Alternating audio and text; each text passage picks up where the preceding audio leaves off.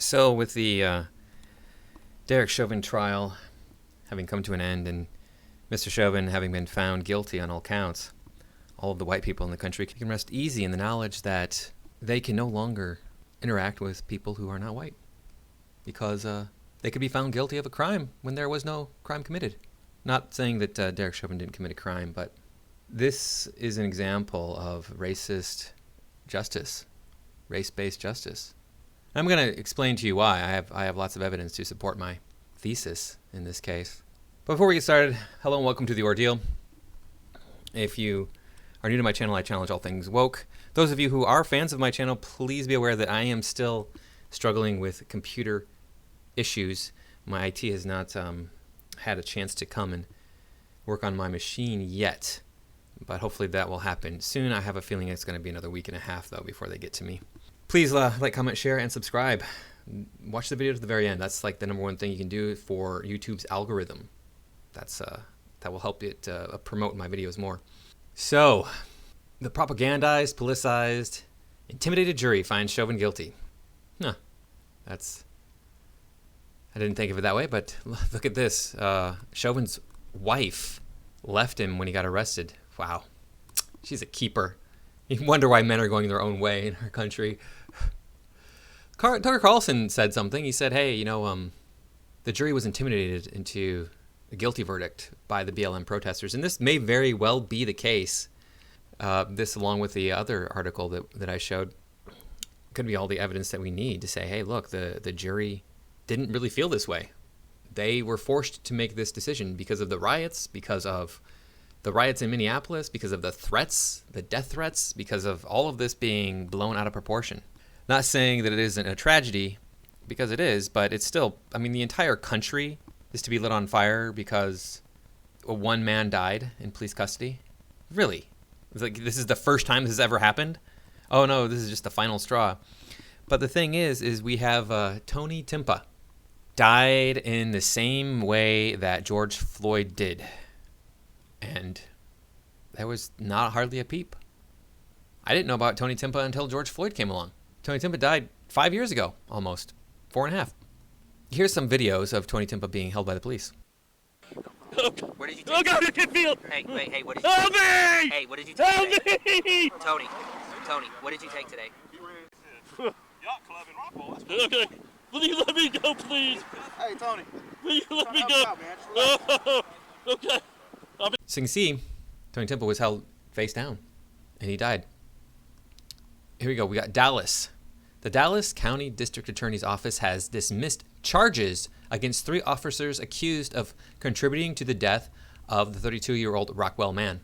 It was last December when Sergeant Kevin Mansell, Officer Danny Vasquez, and Officer Dustin Dillard, all with the Dallas Police Department, were indicted on misdemeanor deadly conduct charges in connection with the death of Anthony Tony Timpa. Okay, so this is just a misdemeanor charge, and it was demanded that we bring murder charges, felony charges against Chauvin. Well, there's Tony Timpa. Oh, Tony Timpa's white. That's why. We don't care when white people are killed by the police. That doesn't matter. All this rhetoric about how, we don't care when black people are killed by the police. No, we don't care when white people are killed by the police. In August of 2016, Timpa called 911 saying he was afraid and needed help. An hour later, the unarmed, handcuffed man was dead. The officers were accused of restraining Timpa in a way that led to his death. While much of what took place in the hour between the emergency call and Timpa's in-custody death was captured by officers' body cameras, the department has never released those tapes to the public. Attorneys for Timpa family were able to obtain that video footage through a lawsuit. According to that suit, the body camera videos show Officer Dillard putting his knee into Timpa's back for 14 minutes. So he held Timpa and face down with his knee on his back for 14 minutes, much longer than George Floyd was held. The suit claims Timpa could not breathe as he lay with his face buried in the ground and repeatedly told officers, "You're going to kill me." According to the suit, after Timpa became unresponsive, Officer Dillard is heard saying, "I hope I didn't kill him." The medical examiner ruled Timpa's death a homicide and listed the cause as sudden cardiac death caused from the toxic effects of cocaine and the physiological stress associated with physical restraint. The district attorney's office said today's decision to dismiss the charges was made following a lengthy investigation and determination as to the official cause of death to Mr. Timpa. The statement from the office further said Dallas County Criminal District Attorney met with all 3 medical examiners regarding their findings. They stated they do not believe the officers acted recklessly. Additionally, they cannot and will not testify to the elements of the indictment beyond a reasonable doubt. Proceedings for the civil rights lawsuit filed by the Timpa family were put on hold pending the outcome of the criminal case. The family has been notified of the DA's decision not to prosecute. No word on if they will continue on with the lawsuit.